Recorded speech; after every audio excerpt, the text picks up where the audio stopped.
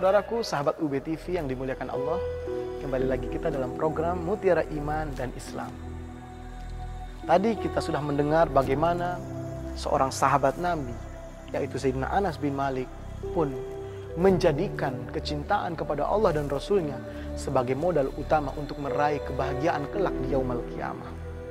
Dan tentu kita sebagai umat Nabi Muhammad harus mencontoh orang-orang yang selalu ingin bersama Nabi Muhammad SAW.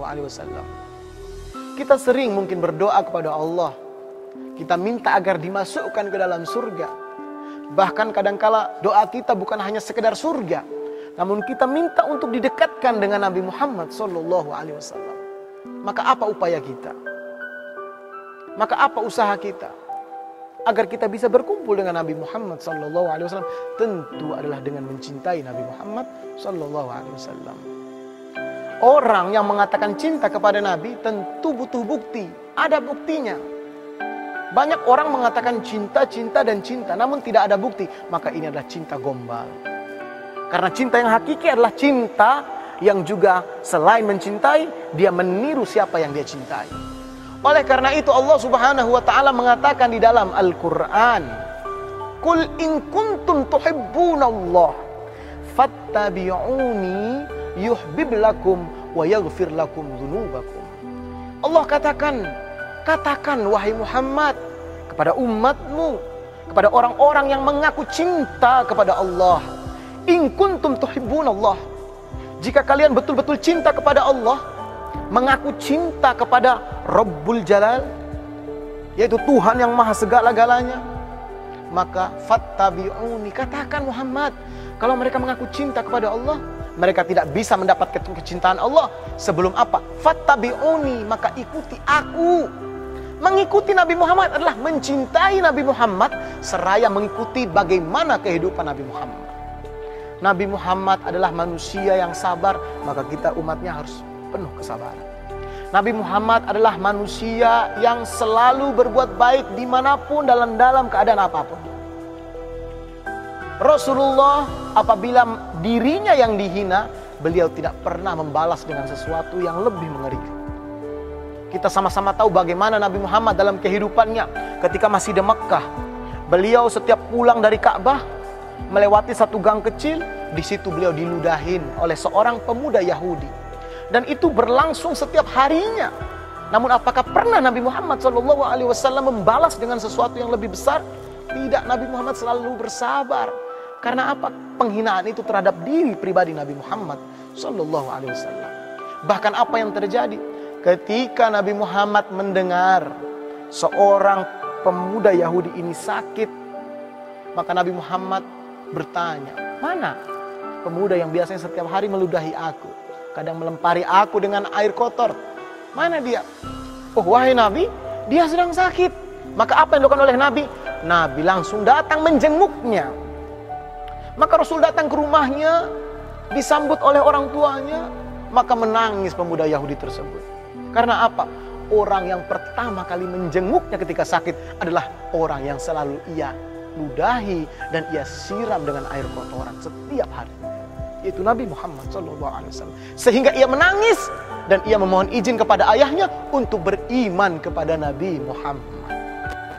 Kita umatnya, apakah sudah mencontoh sifat Nabi Muhammad ini? Kadangkala kita baru diusilin sedikit, marahnya luar biasa. Kadang kita disenggol sedikit, kadang mau bacok orang. Ini bukan sifat Nabi Muhammad. Ini bukan contoh dari Nabi Muhammad. Ketahuilah bahwasanya contoh dari Nabi Muhammad adalah contoh terbaik yang patut untuk ditiru oleh setiap manusia.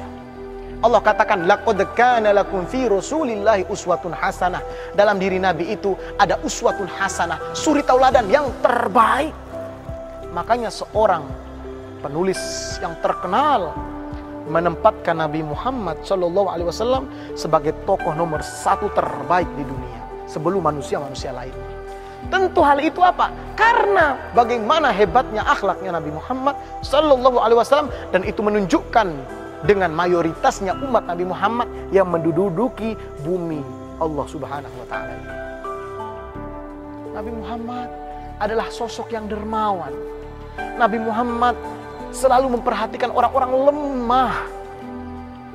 Beliau mencintai anak yatim, beliau mencintai janda-janda tua, beliau mencintai orang-orang miskin, fakir, selalu diperhatikan oleh Nabi Muhammad SAW. Bagaimana dengan kita?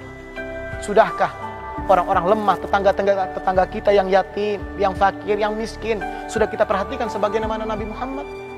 Nah, ini menjadi jawaban kita. Karena apa? Orang yang mengatakan cinta selalu mengikuti siapa yang ia cintai.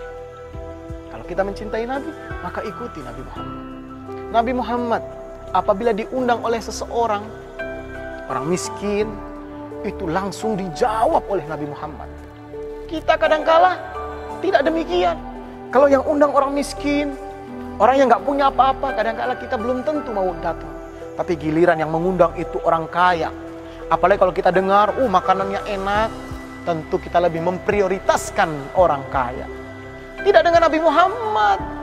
Nabi Muhammad lebih memprioritaskan orang miskin.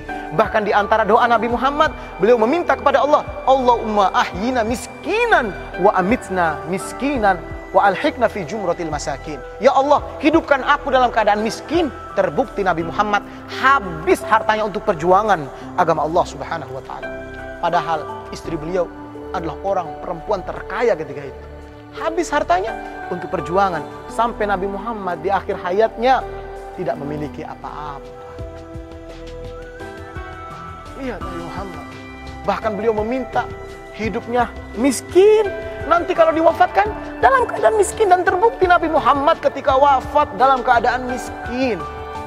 Bahkan beliau memohon kepada Allah, ya Allah, nanti kumpulkan aku di grup kelompok orang-orang miskin. Sehingga dikatakan nanti rombongan pertama yang akan masuk ke dalam surga Allah adalah rombongan orang-orang miskin yang akan dipimpin langsung oleh Nabi Muhammad SAW. Tentu orang miskin yang ibadah, yang taat kepada Allah. Namun kalau miskinnya maaf-maaf tidak sholat, tidak ibadah kepada Allah, jauh dari Allah, bermaksiat setiap harinya, ini orang miskin yang lupa daratan. Ya. Padahal mereka ini sudah dimuliakan, nanti akan bersama Rasulullah, masuk surga bareng Nabi Muhammad. Tapi berhubung mereka tidak ibadah, mereka tidak melakukan kebaikan, bahkan mereka bermaksiat kepada Allah, nah tentu mereka akan bersama orang-orang yang nanti akan jebloskan ke dalam neraka Allah jika seumur hidupnya ia tidak kembali dan bertobat kepada Allah Subhanahu wa taala. Itulah Nabi Muhammad. Tanyakan kepada diri kita semua yang mengaku umat Nabi Muhammad, mencintai Nabi Muhammad, sudahkah kita mengikuti Nabi?